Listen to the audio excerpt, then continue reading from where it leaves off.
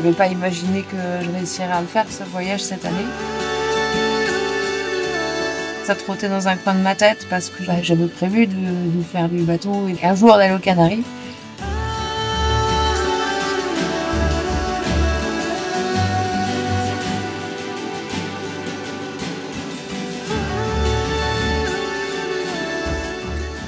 Et puis c'est une histoire de rencontre. Donc je vois ton message.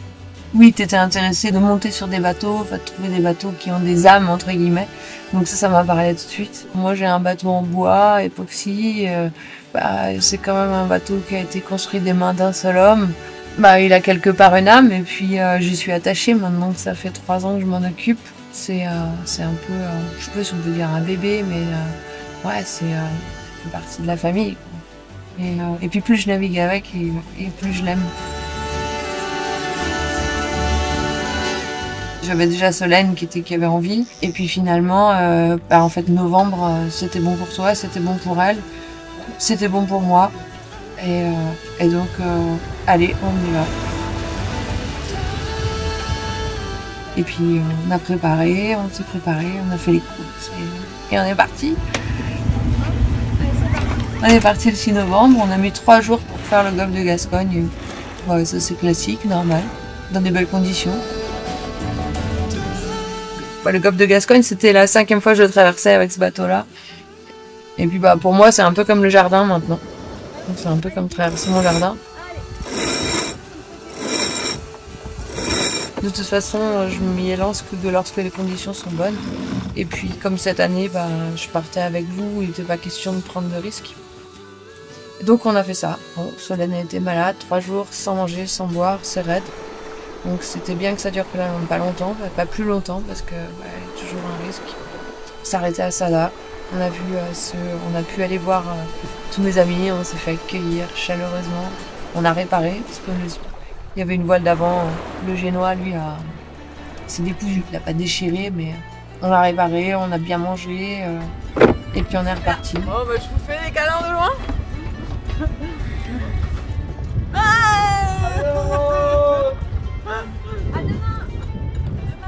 Il y a eu le copain de Solène qui est arrivé, qui finalement a embarqué, qui nous a permis de faire le golfe de Gascogne. Parce que la météo était toujours bonne, mais ils annonçaient quand même pas mal de vent de nord-est sur la pointe, qui faisait que si on passait pas le lundi, on allait se faire bloquer là pendant plusieurs jours. Puis on prend du retard de quelques jours là, et puis là, et puis là, et puis souvent les fenêtres météo se referment.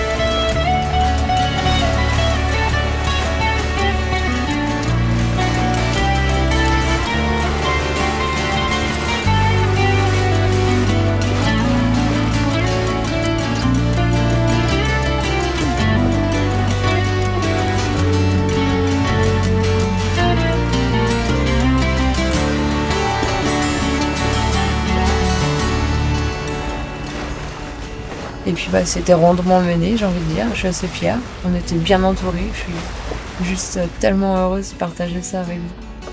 C'est génial. Donc après, on a passé le Cap Finistère. Là, on a fait 27 heures de navigation avec Paul. Donc de la Corogne à Vigo. 27 heures avec, je sais pas, 2 pauses de 10 minutes.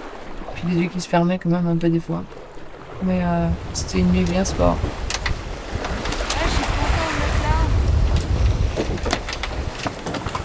Sans moteur, mais c'est pas grave. On y est. On a passé le Cap Finistère. Advienne que pourra maintenant. Faut juste qu'on ramène Paul à terre. Quand même rapidement. Non, il veut plus rentrer en fait. Il a changé d'avis. Ah, moi aussi. direction Lanzarote. C'est cool, c'est la première fois que je suis ici alors. Ouais, bah heureusement qu'il est venu. Voilà, sinon je suis sûr que vous aurez été brouillés.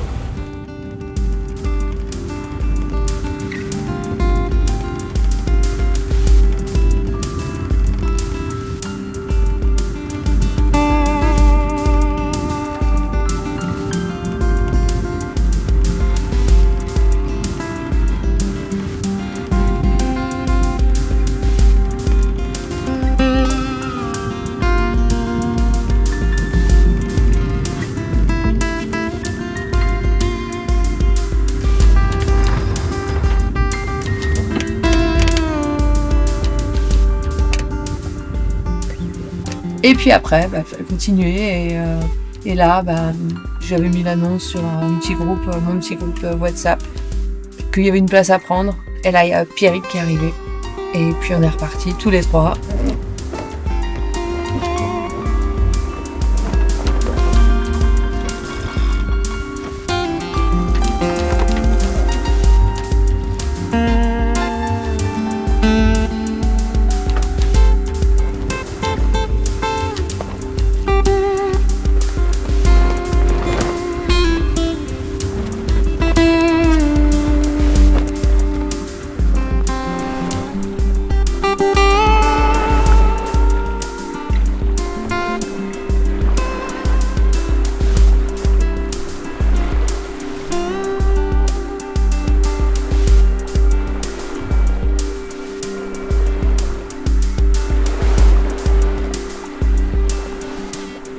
On avait envie direct de prendre la route de Madère parce que lui aussi, ça me faisait bien rêver d'aller à Madère. Mais il y avait une dépression, il y avait voilà, du vent, enfin des choses qui faisaient qu'on ne pouvait pas aller tout à fait par là. Ça allait pas être, c'était compliqué. La météo commençait, une fois qu'on était arrivé à hauteur donc quand on était à Péniche, on a bien fait de retourner aller chercher la météo parce que il fallait réfléchir. Et donc on a fait ce stop et avec ce stop, on a encore eu aussi une voile à recoudre. Cette fois, on l'a recousue sur le ponton, ça j'avais jamais fait. C'était marrant. On a rencontré Ambre et Édouard et on les a invités à manger parce qu'on les a empêchés de se préparer à manger. Ouais, c'était sympa. Et puis après, voilà, il y a eu ces 6 jours et je sais pas pour toi, mais ouais, moi ça a été 6 jours de paradis parce qu'on était bien tous les trois en fait. On a eu vraiment des belles conditions et j'avais un équipier, un second. En fait, c'était plus un équipier, c'est que j'avais un second. Et puis c'est génial. On s'est régalé. On est parti latitude 47, de notre échelle Bretagne, et nous voilà latitude 30. Ça change tout. Dans nos 6 jours de navigation, en plein milieu à peu près, à 3 jours. On savait qu'on allait avoir entre 12 et 16 heures de pas de vent. Et ça nous a permis d'avoir l'océan plat d'une couleur magnifique, comme dans la piscine. Et les dauphins qui sont venus nous voir, qui sont restés à côté de nous, on les voyait. On a fait des photos magnifiques, on s'est baigné. Ah tiens, je t'ai fait un plongeon film sous l'eau.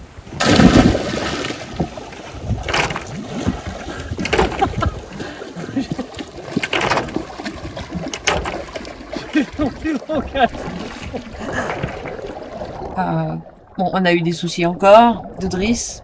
Ah oui, je peux parler de soucis de moteur. Enfin voilà, on a eu des soucis tout du long. Ce bateau, il a besoin de soins.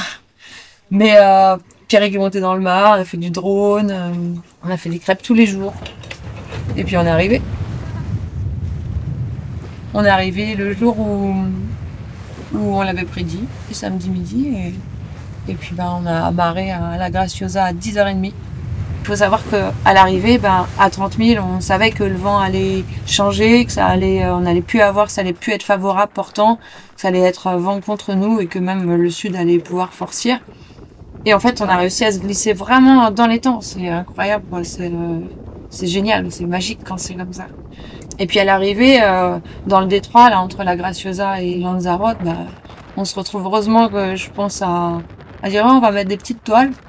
Et puis on se retrouve dans ce détroit avec du 30 nœuds, des claques à 35, puis des claques à 40.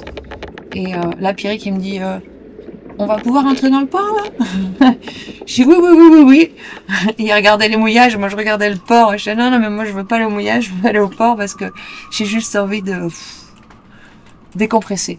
Et alors là, c'était pas mal aussi parce que, comme arrivé, là, le port de la Graciosa, c'est un port, ils appellent ça communal, enfin territorial, et donc le week-end t'as personne, t'as que les gens de la sécurité. Et le type, il voulait pas nous laisser amarrer, quoi. Alors, heureusement que le moteur avait coupé lâchement dans la nuit. Peut-être qu'il a fait ça exprès, tu vois, pour prendre le bon prétexte pour pouvoir dire non, mais nous, on a un problème moteur. Alors bon, ce qui était drôle, c'est qu'on était quand même dans le port au moteur. On a un problème moteur, là. Et que bah, du coup, il pouvait pas nous interdire d'entrer parce que bah, ça s'appelle de la non-assistance à personne en danger, ou je sais pas comment est-ce qu'on appellerait en milieu maritime, mais ça se fait pas. Et donc, on a pu amarrer, et puis on a pu retrouver les copains, puis on a passé du bon temps. Oui, quand on est arrivé aussi, il y avait ce souffle chaud qu'on a eu. Avant de rentrer dans le détroit et dans les 30-35 nœuds, je sais pas si vous savez ce que c'est. Toi, tu sais ce que c'est maintenant, tu l'as vécu de l'intérieur. Que de débarquer dans un détroit, il y a des claques à 40. Et moi, je faisais... Et on avait souvent du sud, là, souvent du Sahara qui nous a balayé de chaleur. Mais c'était vraiment, vraiment chaud. C'est impressionnant. Après être passé au port à la Graciosa, fait notre arrivée, avoir s'être ravitaillé, lavé, on est allé à la plage en face, au mouillage. Donc là, c'est le rêve. On avait une belle plage, on n'était que 4 ou 5 bateaux, au pied des grandes falaises. C'est des falaises qui font presque 500 mètres. Donc l'endroit est juste incroyable. Et puis, on s'est régalé, on est resté là. Le lendemain, on s'est baigné. Et puis Solène et Paul nous ont rejoints parce qu'ils avaient pris un avion depuis Barcelone. Et ils ont été courageux de décoller parce que les conditions n'étaient pas très bonnes. Et ils ont décollé de la falaise, ils sont venus au-dessus du bateau, ils ont posé à la plage. Alors moi, il se trouve que j'étais partie à la plage à ce moment-là. On a pu courir dans les bras l'un de l'autre. Et voilà, on s'est retrouvés à plein. C'était marrant. On était 6. C'est là qu'on a commencé vraiment à se poser et profiter d'être là avec ce vent chaud.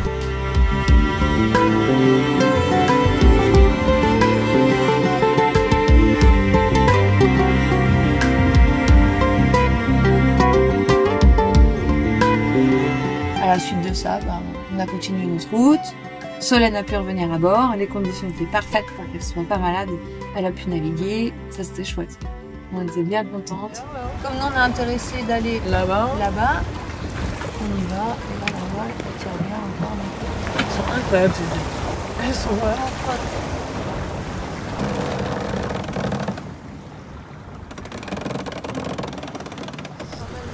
On va commencer, je vais faire tourner le bateau. Je ramène la GV. Je leur ai dit que j'allais à Arrieta, parce que c'était une zone de mouillage. Et je me suis rendu compte après coup, j'aurais pas demandé, mais je pense qu'ils pensent que j'avais regardé que c'était en face du spot de parapente. En tout cas, c'est ce que ça a été. On a posé l'ancre à nouveau, donc sur une plage, hein, on cherche. Il n'y en a pas partout des endroits, des plages où il n'y a pas trop de fond pour poser aux Canaries. Et donc là, c'était le cas. On pose l'ancre, et le lendemain matin, hop là, on se relève, on descend du bateau, on cherche le chemin, on trouve le spot, il y avait des parapentes, on a volé. Mais c'est le paradis, quoi.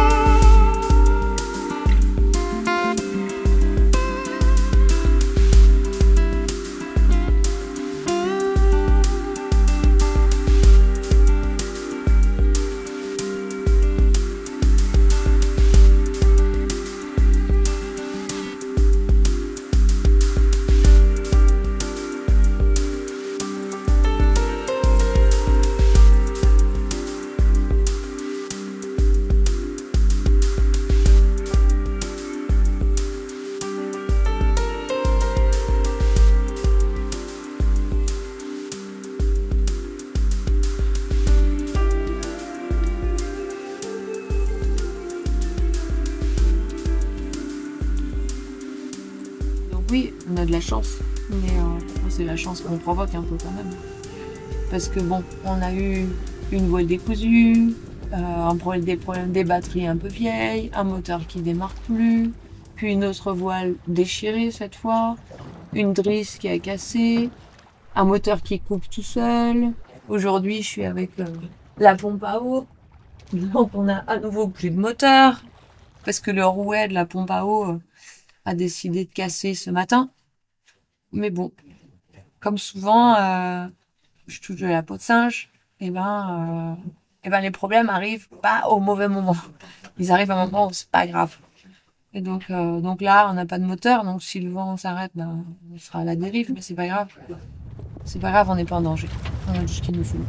Et donc là, on va à Grande Canaria, à Las Palmas, port de Las Palmas. Donc c'est une découverte pour toi, pour moi, pour tout le monde. Donc c'est super, je suis contente. L'objectif, c'est d'aller faire encore un peu de parapente. J'ai un autre objectif, moi, à Grande Canaria, c'est de trouver un emplacement pour mon bateau pour pouvoir le laisser au moins aux vacances de Noël et rentrer voir mon fils, travailler un peu et revenir ici.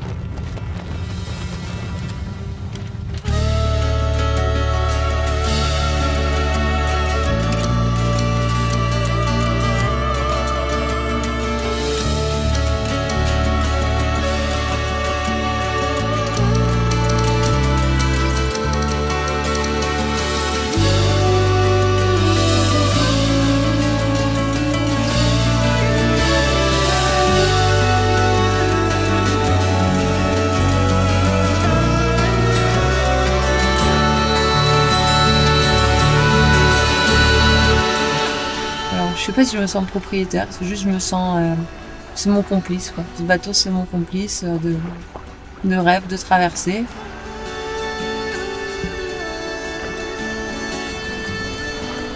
Je pensais qu'après en avoir fait une, bah, j'arrêterais. Puis en fait les Canaries, c'était quand même la première destination début 2021. Et donc, bah voilà, comme j'avais pas pu le faire, bah, c'est chouette de le faire aujourd'hui. Et il faut beaucoup d'énergie, mais c'est cool. C'est trop bien. On est bien là. Cool. C'est plus belle la vie ici en fait. Arriba, arriba!